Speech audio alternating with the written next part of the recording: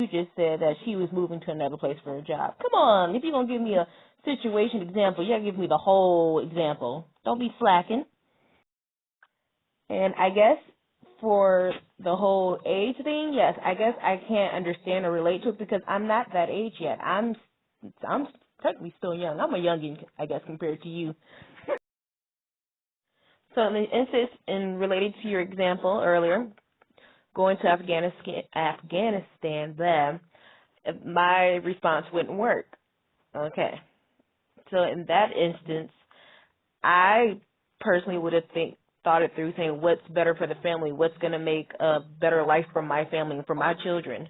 All right, is moving us all move to Afghanistan, my children growing up over there going to be a better life for them? Are they going to get a better education? They're going to get further ahead in life? They're going to be higher up in the social ladder if I take them over to Afghanistan, or am I going to still be able to provide and get them what they need to do, get them to the places that they need to be while staying where we are?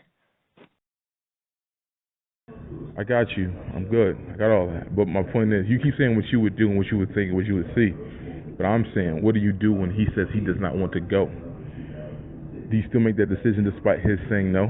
Do you still go around him? Do you take your kids and just leave him? Like, how does that work? Someone still has to have a final decision in those type of discussions.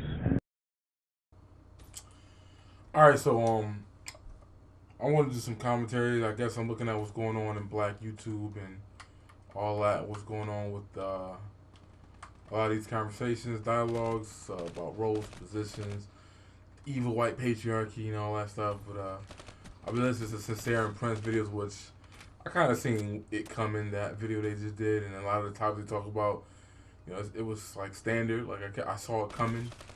And, I want to talk about the situation with Zaza and Griff, and now that she's with Dr. Boyce, all that stuff, because it all goes together. But anyways, I'm going to use this one example to separate from that topic, right? So this one chick I was talking to, I tried to holler at her a while back in the day, and she basically was explaining what happened with that and why it wasn't, and she told me about she was dating, like her last two relationships where it stressed her out and whatnot, and she got sick because dude ended up being a stalker. She pretty much was saying like, the dude was a little bit younger, and she kind of gave him the what was it? What you want to call it? The petty punani. Like, she felt bad for him, so she gave him a shot regardless. She saw that word that these sisters like to use. She saw potential and whatnot, but it turned out to backfire on her and mess up her when it comes to dating and whatnot. But anyways, she hit me with the whole thing that she's traditional, and I'm like, she's trying to do this thing where she was like, she thought she like shocked me when she said it, or because I had asked her something about like, did you like being in that position? Did you like being with dudes like that? When I specifically asked her, did she like being in that motherly role or whatever? She said, fuck no. Like, that was her legit words, all profanity and whatnot necessarily. But she hit me with this pause, like, oh, you're quiet now. When I was asking questions, and I'm like, I was at work, so I could only respond to her, through messages or whatnot that were timed out, and I'm like, no, like, this is my alley. We can talk about this, but anyways, but I kind of figured that I was going to get my answer because we kept talking, and I pretty much asked the question, or I was just like, when it comes to, since you're traditional, right, when it comes to like asking certain questions or roles and positions, how do you feel about a man doing this or having a final say so, or all that type of stuff? Because I'm like, if it's like a traditional situation, the man who is the leader, and of course this is something you have to establish and point out with sisters, because I've noticed this is an excuse a lot of times. This is a guy that you've been with, you're married, you have kids, so he should have already established himself as a man who you can submit to. And I notice this thing in these submit conversations. A lot of these women have this tit for tat thing where, well, if he's not doing this and not doing that, I'm not going to submit. Well, it's just like, you've already failed, right? Like, you've messed up already. You're wrong already. You shouldn't have submitted to a man, period, that you don't feel, is established himself, or at least give you an example of leadership that he's capable of doing that. So again, you're already messed up if you've done that. But anyways, I was trying to make that point though, and I even saw the video of Candace Kurt Cameron's sister, Candace Curry from Full House. where she was basically saying like I submit now, that HuffPost video where she was saying I submit to my husband at the detriment of my family, and she goes, of course this chick who's telling me she's traditional says, well, I can't do that. And it was funny because she could not concede to the point. Like, it took a minute for me to say, I'm saying, so I gave her a scenario, like, because it was this conversation that was in a group I was in, and they was like saying, like, well, this guy, he's, his wife got a job opportunity in Iraq. They're not even in the military, so it's not like how when you are in the military, like they got programs and stuff for the spouses so that they have something to do. This is a private company, so in a different conversation, I might address this topic, but basically all the men and women were saying he should just go and whatever, and it's going to make them in a financial situation better. Not just acknowledging how he might feel being in that situation where he's no longer the main breadwinner and being in a foreign country or whatever. Like, they didn't care about any of that. They were just saying he should just go. Even the men were saying it too, but I'll address that later. But I gave that scenario to her, and she kept saying, well, I'm going to think about what's going to happen with my children. I'm going to think about this. She kept saying, I. So I'm thinking, like, if you're traditional, where's all this I come from? Like, what if he does not want to go? And she could not, answer that. She couldn't fathom that. She's thinking, well, whoever has the best idea should make that decision. I'm like, no, that's not how it works. If you're with a man who's traditional and established and he has himself together and he's sure about himself, he's gonna have expectations of you, which is a trade-off to basically dealing with the dude who's matriarchal versus the dude who's more egalitarian versus the dude more patriarchal. Those are trade-offs in dealing with each one of those men. And most sisters, because I had tagged her in a blog talk too with another female, because I was trying to show her this is what women are on.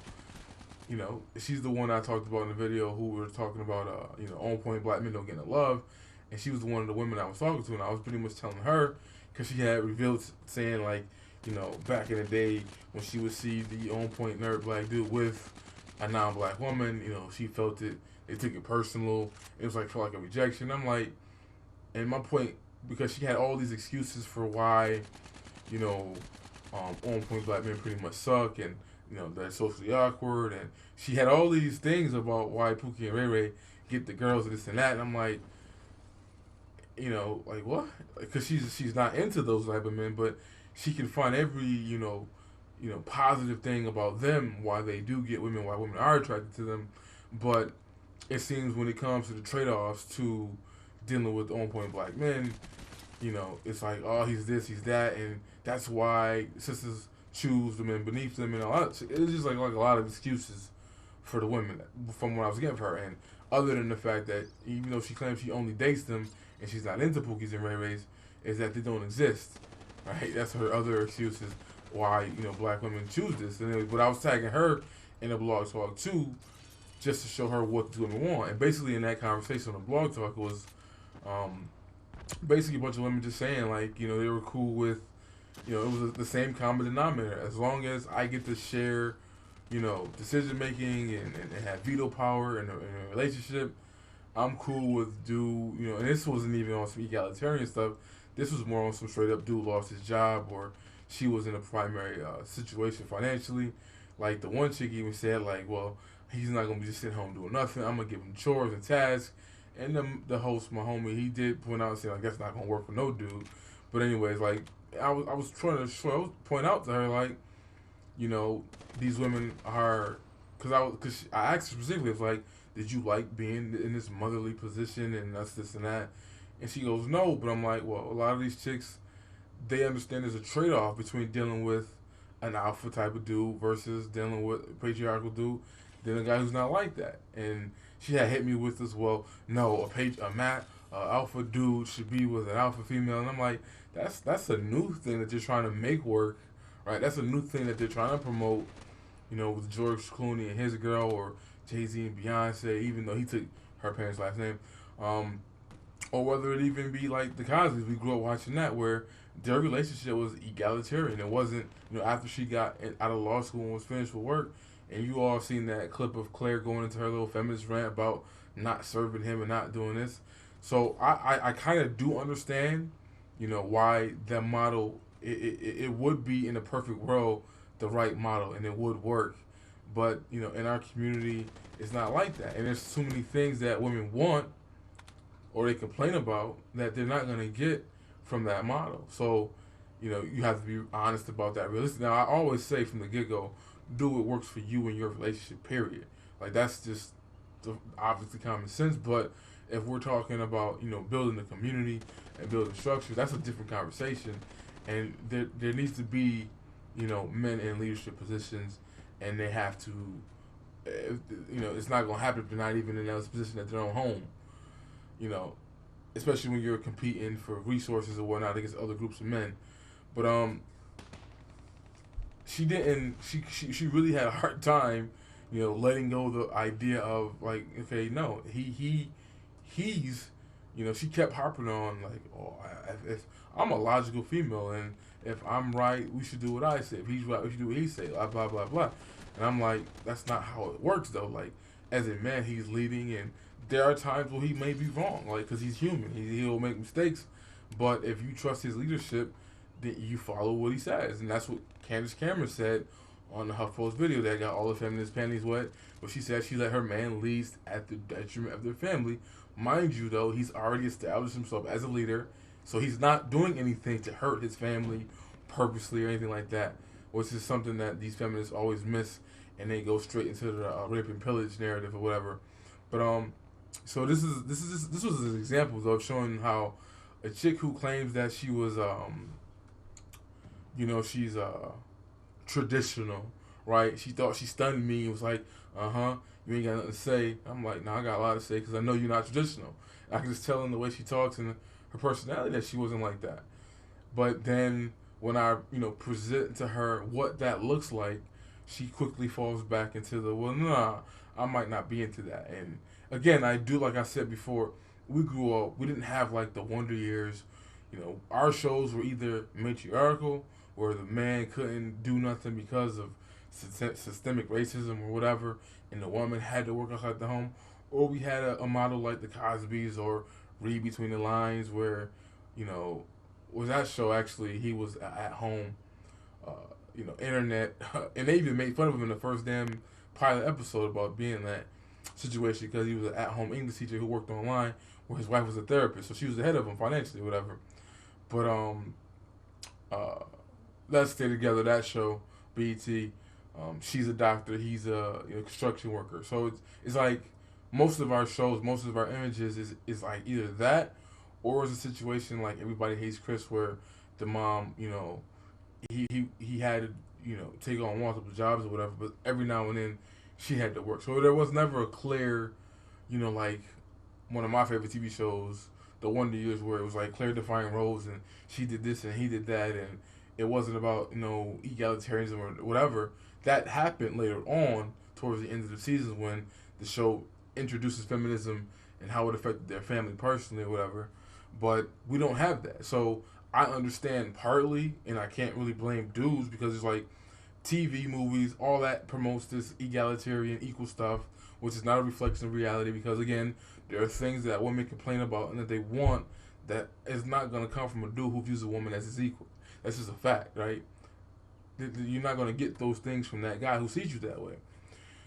And some of you understand that. Now, that's something I wanted to, deal with in the video that Prince and Sincere did because they completely, they denied the allegations without addressing the evidence. Like, they missed the whole part of, in their white patriarchy video, they didn't, I'm not saying that they have to address women, but they did kind of ignore the fact that there are some women who look for patriarchal men and want black men to do that. Or, as we know, a lot of those women just want male responsibility, void of male leadership, but there's still complaints that these women want. And there's certain things that they're not getting under the current system we have right now. Whatever we're doing, which is just everybody's doing whatever they want to do. There's not really no structure in it. But that's just my point, though. It's like this chick, and this is an example, and there's a whole bunch. Even in that blog talk, all those women, it was like 3 different women were pretty much saying they were cool or okay for a period of time or whatever, as long as they got to make decisions. This chick pretty much recognized she's not traditional because she wants her voice heard. She wants, if she thinks she has a better idea, he's supposed to do it. And that's not how a traditional relationship works. Yes, you take your wife's opinion, you value it, you listen to what she has to say, but in the end, it's on you if things fail, regardless. Because if you listen to her and she's wrong, it's on you, right? So you have to determine with it, and that's not easy to do, right? That's one thing I don't like about, even though I put up the video of Candace Cameron and the one volleyball chick, I think Reese, I forgot her last name. She found out like she's like her grandfather's like South African or whatever. They talk about being submissive and all that stuff, and of course that pissed off liberals and feminists in the media, but I think they don't do a well enough job pointing out the sacrifices and what it means for a man to be in that situation. It's not just beating his chest, I'm the man, you listen to me. There's more to that. There's a lot of responsibility dealing with that. And I don't think women voice that because they try to placate to the feminists, try to dumb it down like, oh, it's not that bad, it's just this. And like, no. Like, be honest. Like, your man will die for you and your entire family, and he puts you first, and he'll take on all the struggles and stress of that relationship and put it on his own back. That's not easy to do, right? And a lot of women don't acknowledge that, even the women who claim to be traditional and are submissive to their husbands. But that was just a quick video, though. This chick, and I wanted to talk more about those other things I did mention, Sincere and Princess videos, because, that's, it's so much to address in those videos. Then the situation with Zaza and Professor Griffin, how she plays into that whole thing too, where she's claiming she wants men to listen to that. Even one thing that I noticed too, Cynthia G has said something, because that's what I was trying to explain to her, that this whole power couple thing is a new thing, a new trend, what I'm trying to promote, where nobody's ahead of anybody else or whatever. Because Cynthia G had said something about black men who hop the fence, and most of her videos is just talking shit, trashing black men anyways too. But she said something about black men who date white women are escaping their responsibilities, being protectors, leaders, providers, or whatever. But then turn around and say, if a man who is on point like that and alpha and a leader and a provider and all that, protector, because he wants a woman who is docile, or because he wants a woman that's submissive and nurturing, that somehow makes him weak. So like that's the stuff that some sisters are on. Like you gotta play this all the way out and adjust that. So she'll say that yes, men should go out there and do this, do that, and have roles and positions. But if you want a woman who is the opposite of that and more cooperative, that somehow makes you weak. Like that's the logic of some sisters. That was Cynthia G's logic, and I was I didn't say that to her, but I was trying to make the example to her like usually alpha men like that don't choose women like that. And I had tagged her, and she kind of got mad. It's this one chick, Ro, who does like these wife school seminars and teaches women how to be feminine and date, all that, submissive and all that stuff. And she didn't like that, but I told her I was going to tag it to her too, but she thought I was joking for some reason. But basically, she was, pointing out too how women have to operate in their feminine energy, and there's a way, and they can't act a certain way or be a certain way to attract that type of man. Because that was the point I was trying to let her. Like usually, those men choose women who are not like them, and she didn't get that. But anyways, by the end of the conversation, she's acknowledged that, because she goes and says, well, I might be single forever, when I pointed out, like, that's not necessarily the case now. She's open to hopping the fence, so I don't know how that's going to work out either, but she's not traditional. She got a little bit of matriarchy in her and a little bit of egalitarianism in her. She might like the idea of that, of a traditional relationship, but when you break it all down to her and point out, like, this is what that looks like, she kind of was falling back from it. She kind of like, well, I don't know. But, I mean, she really had a hard time just getting. I even use the example of Joan from Girlfriends and her her relationship. There's the clip when she's saying like, if you want to be head of the house, you gotta have head of the household money, and this and that. And I was trying to point it out like to the other female, because I tagged two women there. And I tagged the other one because I was trying to show them the stuff that sisters are wrong. And I tagged the other one to like give her an idea of like what she was complaining about too. And I was saying I was showing her that some women, they understand the trade-offs. Like they act like they don't, but they understand the trade-off between dealing with an on-point successful dude who's alpha versus a dude who's more whatever goes. And I'm cool with you being ahead of me, or I'm cool if I'll stay home and watch your kids while you work. Like there's a difference in those men, and these women understand that. And one of the common denominators is when it comes to making decisions, they'll say, "Oh, I'll sacrifice that type of dude because I want to make decisions too. I want my voice to be heard. I want, if I think my ideas are better than his, then he should do what I say." So some women act like they don't understand the trade-offs, but they do understand them, and they make choices. They pick the men because they understand those trade-offs, right? They don't want, and even I even talked to a female friend the other day, and she basically was, she even pointed out the trade-off. This is the same woman actually, that, you know, because she wants her husband to be at home, and I was trying to make the point like, well, you're traditional, but you want to work because you want, you know, not to be a sucker up in the house and all that stuff, bored, whatever, right? That's one thing. But then she goes and says like, I want him home, meaning because I had mentioned Dr. Ben Carson, and she's like, I'm like, well, he's a neurosurgeon, like he's successful, on point, black dude, good man, family man, all that, but he's not home every time, right? He might be in the surgery for 24 hours, or you know, have back-to-back surgeries where he might not come home for some time, or when he does come home, he's mentally drained. He can't, you know, give you what you need emotionally, right? And she said she understood that, and she couldn't be with a dude like that. She couldn't be with a Dr. King or Malcolm X, like men who are traveling, doing things. And so she even understood the trade-off to dealing with, you know, a man who has the income and the money and the prestige, and you know, has a occupation where he's respected. You know, men being human doings, not human beings. But she understood that trade-off, though. You know, but it was just funny how she didn't understand the trade-offs when I was talking about, you know, dealing with Pookies and Ray Rays versus dealing with on-point black men. Because she's the one who I was talking about in the video. You know, basically because she said that when she sees black, but she pointed out that back in the day when she would see a non-black man with a white woman, you know, a black man with a non-black woman rather, how she personalized that and how it made her feel, and it was like a sense of rejection. I'm like, you did all these conversations about how on point black men are socially awkward. Some of them got egos and all that stuff, and I'm like, man, leave that man alone. Okay, all that could be true, but let that man hop in peace.